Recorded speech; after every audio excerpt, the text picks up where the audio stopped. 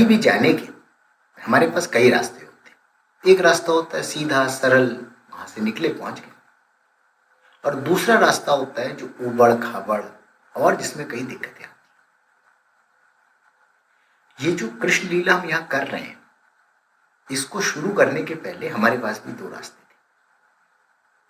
एक रास्ता था कि हम जो हमारी कृष्ण लीला, जो हमारे मंदिर परिवार के 4-5 सबसे प्रतिभाशाली बच्चे हैं, उनको ले लेते और उनसे बहुत सुंदर कृष्ण लीला कर लेते। बहुत आसान था, पर हम लोगों ने वो रास्ता नहीं चुना। हम लोगों ने ये निर्णय लिया कि हमारी बाल वाटिका में जितने भी बच्चे हैं, वो सभी बच्चे लघु कृष्ण लीला में सम्मिलित हों और उसका अनुभव प्राप्त करें। इसीलिए आप देखेंगे कि कभी हमारे सुदामा छोटे हैं, कभी बहुत बड़े हो गए, कभी कृष्ण छोटे हो गए, कभी बड़े हो गए, ताकि हर बच्चा इससे जुड़ पाए। और जब बच्चा इससे जुड़ जाएगा तो वो इसे जीवन पर्यंत याद रखेगा, और यही हमारा प्रयास है। हम सभी लोग यहाँ पे भगवान के घर में ही बैठे हैं, तो भगवान यहाँ मौजूद तो है, पर अगर भगवान मौजूद है और हम लोग उनको रिझाना चाहते हैं तो हमें क्या करना चाहिए? हमको भगवान का ध्यान अपनी तरफ आकर्षित करना है, और उस ध्यान को आकर्षित करने के लिए हमारी एक प्यारी बच्ची है, वो एक छोटा सा नृत्य प्रस्तुत करेगी। उस नृत्य के माध्यम से वो भगवान को बोलेगी, देखिए आपके बच्चे आपके पास हैं, आप यहाँ आए और हम लोग उनके साथ रहें। तो आइए अब हम लोग इस दृश्य को देखते हैं।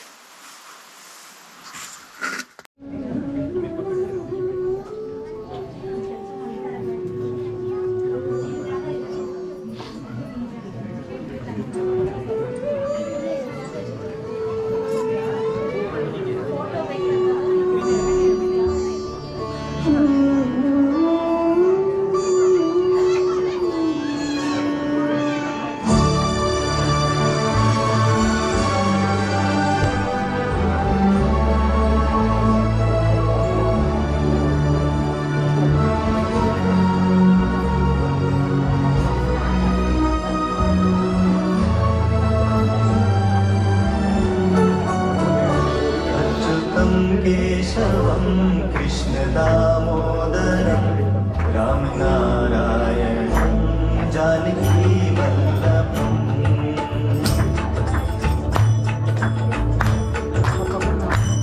अच्युतं केशवं कृष्ण दामोदरं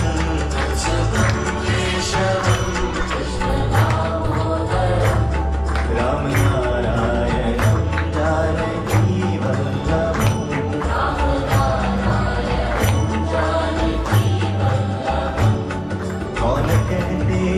भगवान आते नहीं,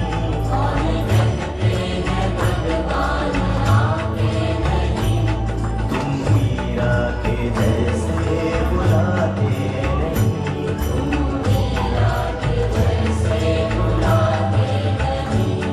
अच्युतं केशवं कृष्ण दामोदरं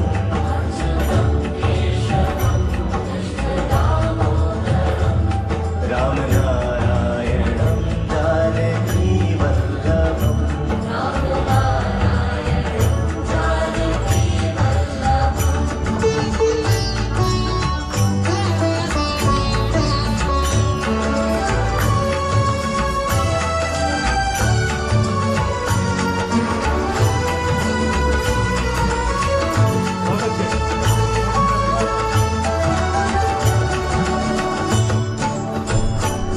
कौन कहते हैं भगवान खाते नहीं,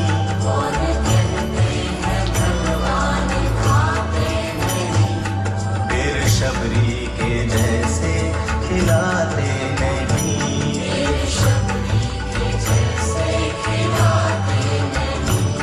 अच्युतं केशवं कृष्ण दामोदरं